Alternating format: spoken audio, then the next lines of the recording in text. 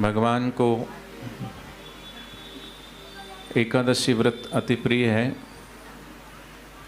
इसलिए वैष्णव लोगों को तो एकादशी का इंतजार रहता है, जो वैष्णव उपासक हैं,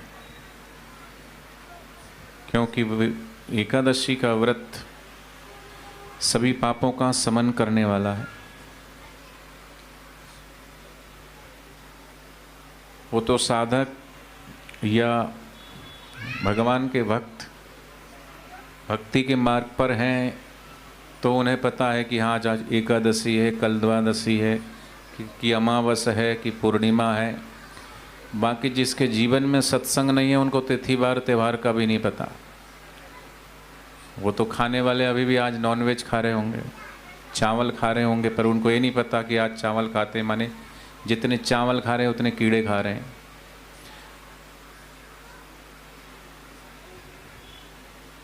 प्रकृति में जिसका जो स्वभाव है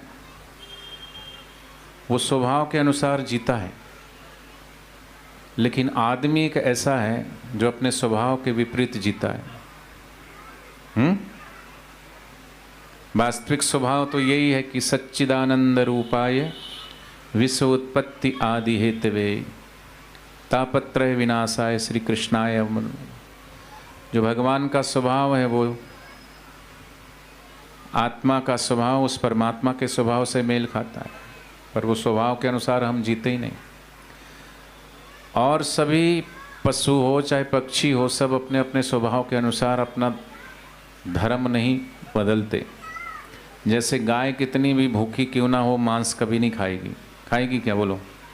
चाहे कितनी भी भूखी हो मर जाएगी, पर मांस नहीं खाएगी गाय, सूंघेगी भी नहीं। और शेर चाहे कितना भी भूखा हो मर जाएगा शेर, लेकिन शेर कभी घास नहीं खाएगा, है कि नहीं? वो अपने धर्म से कभी भी समझौता नहीं करता। पर आदमी को देखो, वो तो घास भी खा जाएगा और मांस भी खा जाएगा, है ना? इसलिए सत्संग भी मनुष्यों के लिए है, क्योंकि परिवर्तन की संभावना मनुष्य में ही है। पर सत्संग भी सभी को सुलभ नहीं होता।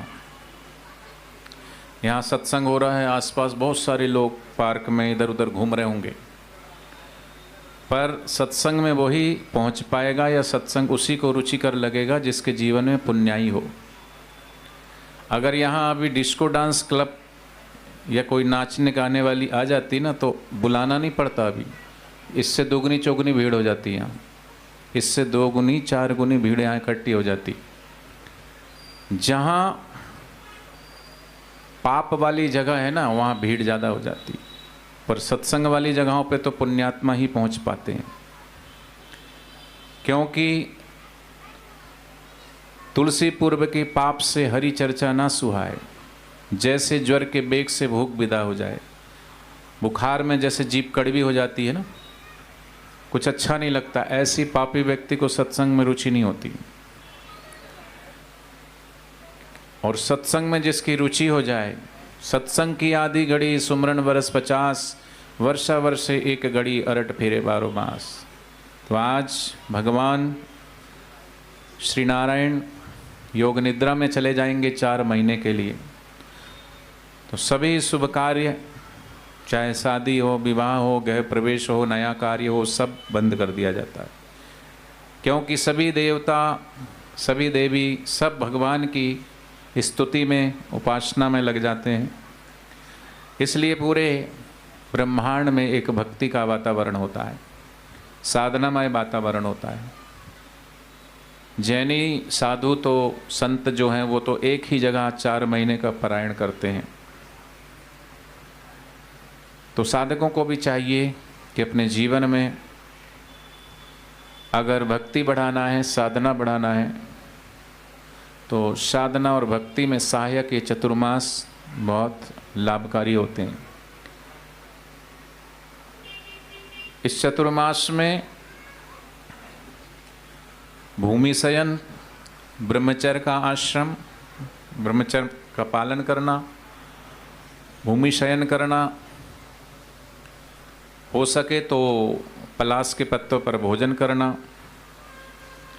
और अपने जीवन में जिस चीज़ के प्रति आसक्ति है, माने जो इंद्रिय ज़्यादा प्रबल है, जो सबसे प्रियकर चीज़, वस्तु, व्यक्ति, परिस्थिति जो भी है, उसका परित्याग करना, वो नियम लेना। और गुरु पूनम आएगी तो गुरु पूनम पे भी जैसे बापू जी के दर्शन करने आप हम सब जाते हैं, तो गुरुदेव व्यास पूर्णिमा पर सभी को नियम देते थे।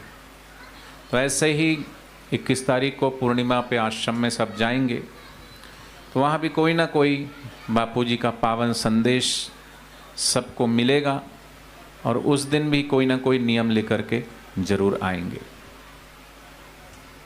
सट सुधरहि सट संगति पाई, सत्संग की बड़ी भारी महिमा है। आज देवसैनी एकादशी है, तो एकादशी महात्मा को सुनना भी चाहिए, पढ़ना भी चाहिए। वैसे तो आपने कईयों ने पढ़ भी लिया होगा, लेकिन फिर भी कई नए लोग भी हैं पीछे खड़े होकर के सत्संग श्रवण कर रहे हैं। तो एकादशी के महात्मा को सुनने मात्र से भी बहुत पुण्य होता है और कई प्रकार के पातक नाश हो जाते हैं। देवसैनी एकादशी का महात्म्य आप हम सुनेंगे, उसके बाद फिर कीर्तन करेंगे। युधिष्ठिर महाराज ने पूछा है भगवान जनार्दन से, भगवान श्री कृष्ण जी से, कि आषाढ़ के शुक्ल पक्ष में कौन सी एकादशी होती है, और उस तिथि का, उस आज की जो एकादशी उसका नाम क्या है, उसकी विधि क्या है, ये बतलाने की कृपा करें।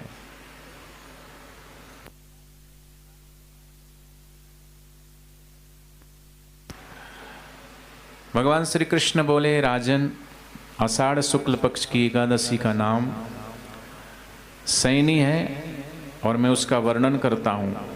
ये महान पुण्यमयी, स्वर्ग और मोक्ष प्रदान करने वाली है, सब पापों को हरने वाली तथा उत्तम ये व्रत है।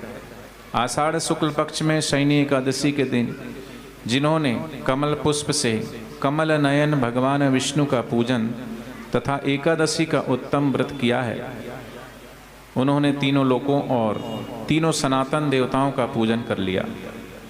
हरिशयनी एकादशी के दिन मेरा एक स्वरूप राजा बलि के यहाँ रहता है, और दूसरा क्षीर सागर में शेषनाग की सैया पर तब तक शयन करता है जब तक आगामी कार्तिक की एकादशी नहीं आ जाती। अतः आषाढ़ शुक्ल पक्ष की एकादशी से लेकर कार्तिक शुक्ल पक्ष की एकादशी तक मनुष्य को भली भांति धर्म का आचरण करना चाहिए। जो मनुष्य इस व्रत का अनुष्ठान करता है वह परम गति को प्राप्त होता है। इस कारण यत्न पूर्वक इस एकादशी का व्रत करना चाहिए। एकादशी की रात में जागरण करके शंख चक्र और गदा धारण करने वाले भगवान विष्णु की भक्ति पूर्वक पूजन करना चाहिए। ऐसा करने वाले पुरुष के पुण्य की गणना करने में चतुर्मुखी ब्रह्मा जी भी असमर्थ हैं। राजन, जो इस प्रकार भोग और मोक्ष प्रदान करने वाला सर्व पापहारी एकादशी के व्रत का पालन करता है, वह जाति का चंडाल होने पर भी संसार में सदा मेरा प्रिय करने वाला है। जो मनुष्य दीपदान, पलाश के पत्तों पर भोजन और व्रत करते हुए चौमास व्यतीत करता है, वो मेरा प्रिय है। चौमास में भगवान विष्णु सोए रहते हैं, इसलिए मनुष्य को भूमि पर शयन करना चाहिए। सावन में साग नहीं खाना चाहिए, भादों में दही नहीं खाना चाहिए, क्वार में दूध और कार्तिक में दाल का परित्याग करना चाहिए। जो चौमासे में ब्रह्मचर्य का पालन करता है वह परम गति को प्राप्त करता है। राजन, एकादशी के व्रत से ही मनुष्य सब पापों से मुक्त हो जाता है। अतः सदा इसका व्रत करना चाहिए, कभी भूलना नहीं चाहिए। शयनी और बोधनी के बीच में, शयनी और बोधनी के बीच में जो कृष्ण पक्ष की एकादशियां होती है, गृहस्थ के लिए वे ही व्रत रखने योग्य है। अन्य मासों की कृष्ण पक्षी एकादशी गृहस्थ के रखने योग्य नहीं है। शुक्ल पक्ष की सभी एकादशी रखना चाहिए। 12 महीनों की शुक्ल पक्ष की एकादशी रखें, पर कृष्ण पक्षी की एकादशी, शयनी और बोधनी के बीच में जो भी एकादशियाँ आएगी वो आप दोनों कर सकते हो। उसके अलावा आप हर महीने जो है एक ही एकादशी गृहस्थ को करना चाहिए। सद्गुरुदेव भगवान की जय।